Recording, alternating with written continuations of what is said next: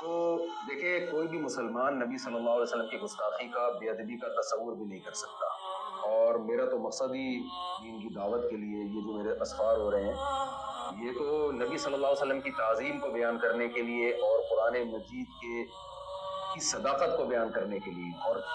یہ جو میرا بیان ہو رہا تھا یہ تو تھا ہی، جو لوگ میرے بیان میں بیٹھے ہوئے تھے وہ اس پر گواہ ہیں،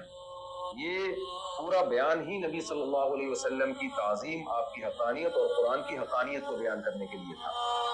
لیکن میرے ہی بعض اکابر کو کچھ تحفظات ہیں کہ مجھ سے اس ٹاپک کو بیان کرنے میں، نیت اگرچہ میری ٹھیک تھی لیکن اس ٹاپک کو بیان کرنے میں الفاظ کی سلیکشن میں بے احتیاطی ہوئی ہے، تو میں اپنے ان الفاظ سے رجوع کرتا ہوں، مجھ سے بے احتیاطی ہوئی ہے تو میں رجوع کرتا ہوں اپنے الفاظ سے۔ جن لوگوں کا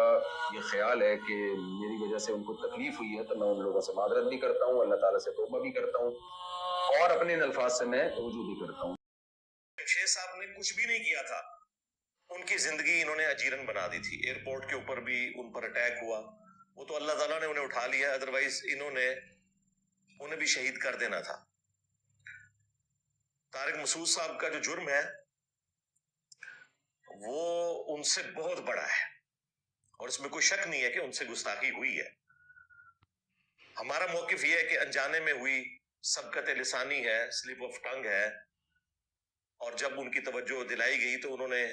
معذرت بھی ریکارڈ کروا دی، اس میں انہوں نے کہا میں رجوع کرتا ہوں، اگرچہ وہ رجوع ہمارے علماء کو ایکسیپٹیبل نہیں ہے، کیونکہ ان کا موقف یہ ہے کہ غیر مشروط معافی مانگنی چاہیے، اگر مگر کے ذریعے نہیں۔ تو میرے خیال ہے مفتی صاحب کو اس قسم کی بھی ایک معافی ویڈیو میں ریکارڈ کروا دینی چاہیے، ادروائز انہوں نے پیچھے نہیں ہٹنا۔ ویسے تو چانس ہے کہ ابھی بھی پیچھے نہ ہٹیں، لیکن جب ان کی منہ بولی آپ خواہش پوری کر دیں گے تو پھر ان کے پاس کوئی اخلاقی جواز نہیں رہے گا۔ بہرحال اب پوری زندگی ان کی اس اعتبار سے تو ونریبل ہے، کیونکہ جو لوگ دہشت گرد مولویوں کے تربیت یافتہ ہیں وہ تو ان کی طاق میں رہیں گے، کیونکہ انہوں نے جنت میں پہنچنے کے لیے آسان ذریعہ اسی کو بنانا ہے، اور کوئی نیکی کا کام انہوں نے کیا یا نہیں کیا،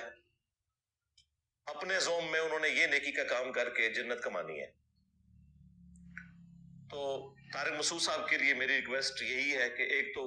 2-3 مہینے کے لیے بھی جہاں ہیں دوسرے ملک میں وہیں رہیں، نمبر 2 غیر مشروط معافی کی ایک ویڈیو اپلوڈ کریں، کیونکہ ان کے اپنے مکتب فکر کے بھی بڑے بڑے علماء انہیں کنڈیم کر رہے ہیں، اتنے سخت انداز میں نہیں، لیکن بہرحال انہوں نے یہ مانا ہے کہ یہ گستاخی ہوئی ہے۔ رہے بریلوی حضرات تو وہ تو موقع کی تلاش میں تھے، اور میں پرسنلی کافی زیادہ فکر مند ہوں اس حوالے سے، اس لیے آپ دیکھیں کہ جیسے ہی ان کی رجوع کی ویڈیو آئی سب سے پہلے میں نے اس کے نیچے کومنٹس کیے، اسے اپنے آفیشیل پیج سے شیئر کروایا کہ کہیں شیطان ہمارے اسٹوڈنٹس میں سے کسی کو بہکا نہ دے اور وہ کسی ایسے ٹرینڈ کا حصہ بن جائے جس میں ایک مسلمان کی لائف ونریبل کر دی جائے۔ اگرچہ ان سے مس ہینڈلنگ ہوئی ہے، اس میں کوئی شک نہیں ہے، لیکن جب انہوں نے رجوع ریکارڈ کروا دیا، معذرت کر لی، تو اب اس معاملے کو ٹھپ کر دینا چاہیے۔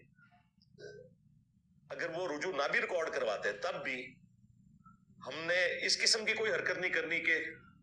کسی کے قتل کے اوپر ابھارا جائے یا اس کے اوپر اس قسم کا الزام لگایا جائے کہ اس کی زندگی، اس کی فیملی کی زندگی مشکل ہو جائے۔ دعوت توبہ ہی پیش کی جائے گی، اور اگر اختلاف اس نوعیت کا ہوگا تو قانونی راستہ اختیار کیا جائے گا، FIRs کے ذریعے، سیدھی سی بات ہے۔ قانون کو خود ہاتھ میں لینا یہ اتنا خطرناک کھیل ہے کہ اس کے ذریعے کوئی شخص اپنی ذاتی دشمنی بھی نبھا سکتا ہے، جو اکثر ہوتا ہے۔